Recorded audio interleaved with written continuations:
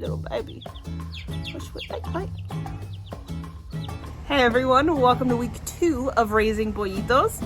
So today I am going to show you the most noticeable differences with these chicks in their second week. About a week ago, I filmed a little portion. It was on day 3, I believe, and I'll insert that after this, where I showed you guys the thing that I am watching out for the most right now, which is pasty butt.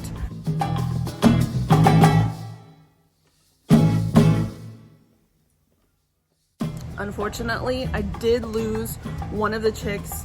Woke up one morning and it just had passed. It was about day 4. It's a really normal thing for chicks to pass in their first few days of life. It's just kind of the way it goes. So we are down to 5, but I'm totally okay with that because I still have my 12 ladies in the coop.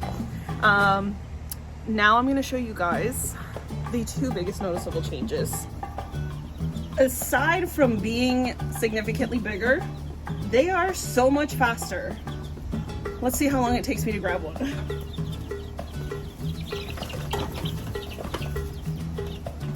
And as you can see, they jump a lot now.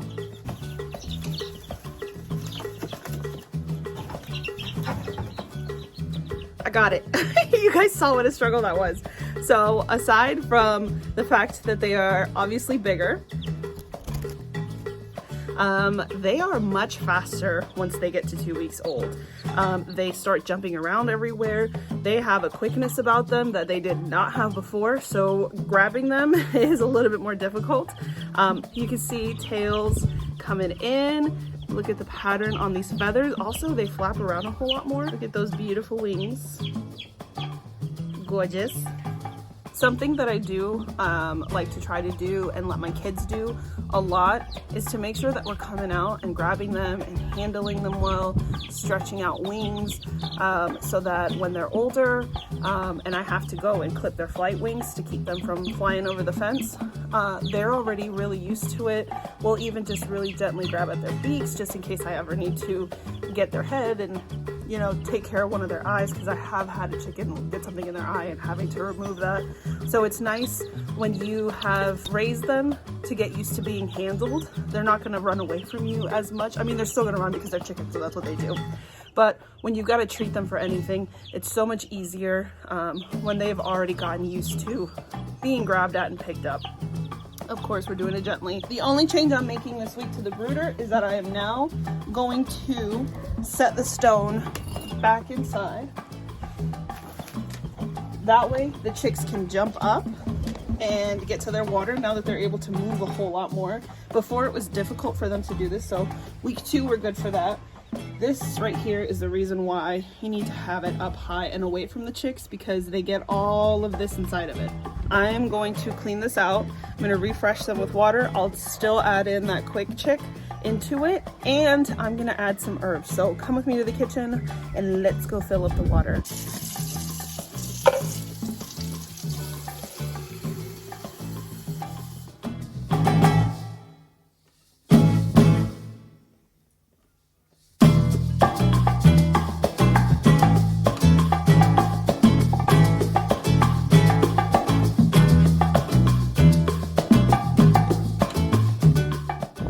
We're back outside, and I did make a change. I said I was going to do herbs, but instead I decided to just do apple cider vinegar. And the only reason I'm not doing the herbs is just because the holes in this are so small that if one of the leaves gets off the herb and just kind of floats into that, it's going to block the water, and I don't want them ever not having a supply of water. So I'm going to go ahead and stick this here, and when I bring out their bigger water container, I'll start adding the garlic and the herbs into it. And the reason that I do the apple cider vinegar is because it's really good for their stomachs. It's a really good dewormer. I don't think any of them have worms, but in the event that something happens and that goes down, they have that apple cider vinegar to work in their stomach and kill all that off.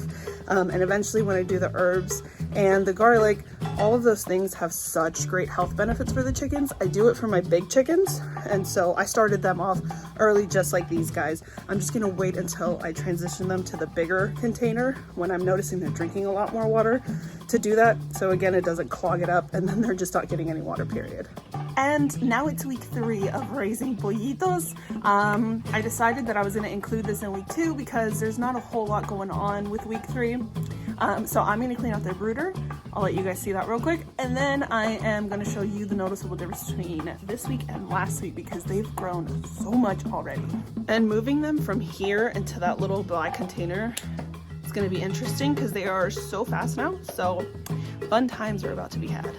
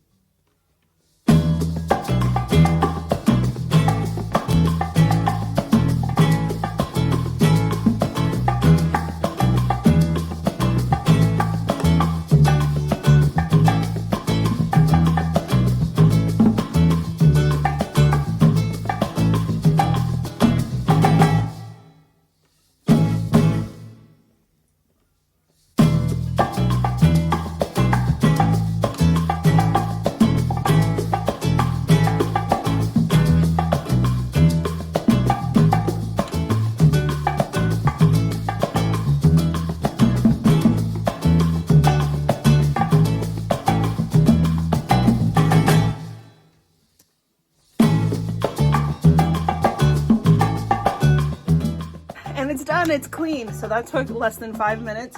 I think I spent more time trying to catch them and put them in the little container than I did doing anything else. So now I'm gonna try to grab one again to show you guys the size difference. Here's that same little chick I was showing you guys last week. Like, wow, that is such a massive difference for me. You can see all the changes in the wing. Like, look at how beautiful. You're such a beauty, and so much bigger. They're running around a lot more. They're spending a lot less time under the brooder, which is good. So I've gone and changed it from the heater setting up to, or down to the brooder setting. It got really cold last week. Like, not really cold, but just for May, it was really cold. We were in the upper 60s, which is absolutely abnormal. I've lived in South Carolina since I was 5 years old, and never has it been this cool of a summer. Like, today we are in the low 80s. Honestly, right now it feels like the upper 70s, and it's cloudy, which is my favorite kind of weather. And so they have needed the heater a little bit more because they're outside on the back porch, but otherwise they've been doing great. Like, they're growing really well. The kids have been making sure to come out here and spend time with them. I pick them up whenever I do water changes or food changes. Oh, it sees a little bug flying around. That's so cute. And I'll sit and hold them while I do that, just so that they can get used to me. Because, like, look at this, just chilling, nice and happy. Don't poop on me, please. But this one is a speckled Sussex, and you can already see the changes, especially around its neck and its chest and on the wings. You can see all that beautiful coloring coming in. Ah, you're getting so big and beautiful. You are. And I want to show you guys the Polish ones. Those are smaller, but they're so cute with their big old noggins. And here are the little Polish. Look at that noggin. Okay, I'm gonna hold on tighter to this one. You see what I mean? They are so much more active and moving and jumping around and flying everywhere. And then you can see, this one's a silver Polish, so you can see the changes happening in the wings. They're losing all of those little baby feathers, and they're getting their big girl feathers in, and this floofy top is starting to get floofier. It cracks me up. It's literally like they have a brain sitting on the outside of their heads. It's so cute. So that is it for week 2 and 3 video that I'm combining. I hope you guys enjoyed. If you did, please give it a thumbs up. If you've got any questions or any tips you'd like to share down below in the comments, please do so.